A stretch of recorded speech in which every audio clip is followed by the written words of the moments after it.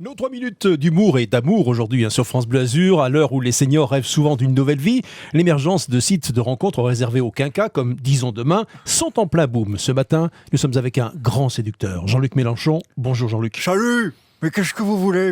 Je vois que vous êtes de bonne humeur encore ce matin, ça fait plaisir. Mais j'en ai marre. Vous avez suivi cette histoire avec la ministre de l'Éducation supérieure qui s'en prend aux universités. Mais vous savez bien que l'islamo-gauchisme, ça n'existe pas. Enfin, monsieur Mélenchon, ça devient un peu compliqué la pression dans les facs quand même. Mais pas du tout. Arrêtez maintenant vos foutaises et vos sottises. Le séparatisme, ça n'existe pas. Le seul qui existe, c'est le séparatisme entre les riches et les pauvres. La question du séparatisme qu'on devrait se poser quand on voit les sketchs de monsieur Dubosc à la télévision, c'est peut-on séparer le cerveau d'un homme de son appareil génital? Hey, salut, c'est Franck Dubosc. Et tu vas bien? Franck Dubosc nous a rejoint. Salut Francky. Très très heureux d'être le nouveau coach en séduction de Méluche.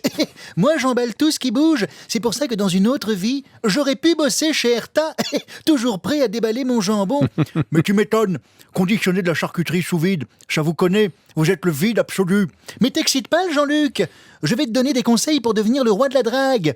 Mais qu'est-ce que j'en ai à foutre? Avec moi déjà, elles tombent toutes comme des mouches. Oui, mais ça, Jean-Luc, c'est surtout à cause de ton haleine. Bon messieurs, arrêtez de vous invectiver. Franck, vous qui êtes l'expert en séduction, expliquez-nous vos méthodes. Comment ça se passe quand vous voyez une nana pour la première fois?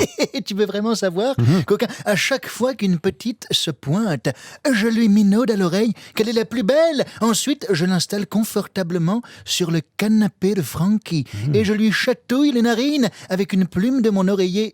En général, ça la fait éternuer. C'est alors que je sors ma boîte de Kleenex. Tu me connais, j'ai toujours un vieux mouchoir qui traîne dans les parages. Et ça peut toujours servir. Bon oui, ensuite il se passe quoi? Eh bien, je sors la galette de mon DVD Camping avec Feu Claude Brasseur, mon pote Jackie, et je l'insère dans ma PlayStation 5. Oui, Franck est moderne. C'est alors que le bonheur, le vrai, peut commencer. 1h30 de roucoulade, ou pendant que ma dulcinée se bidonne devant les aventures de Patrick Chirac, je lui susurre « Hey, je t'invite au camping !» Ça marche à tous les coups, sauf une fois où j'ai ramené un transsexuel. Et zut, je me suis planté de tente. Bon Franck, ça n'a visiblement pas convaincu Jean-Luc Mélenchon. Bon, en tout cas, j'espère que votre conquête peut vous chanter « Vas-y Francky, c'est bon, hein ?» Bon, décidément, je jette Bob l'éponge. Il y a trop de boulot avec Méluche. Ils sont encore trop forts de l'arrêt public. Je parle de ses cheveux, bien sûr, délicatement parsemés de neige. Plutôt que la politique, il aurait plutôt dû se destiner à une carrière dans le cinéma.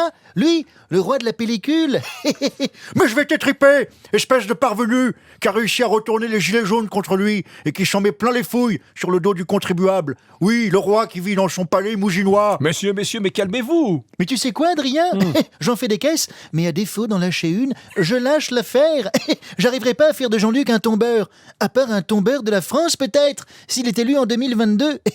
Mais taisez-vous donc! J'ai toutes mes chances. La République, chez moi. La République, chez moi. La République, chez moi. Dubosc, Mélenchon à travers la voix de Thibaut Chauplin. Merci, à la semaine prochaine. La semaine prochaine. La folle actu de Thibaut Chauplin.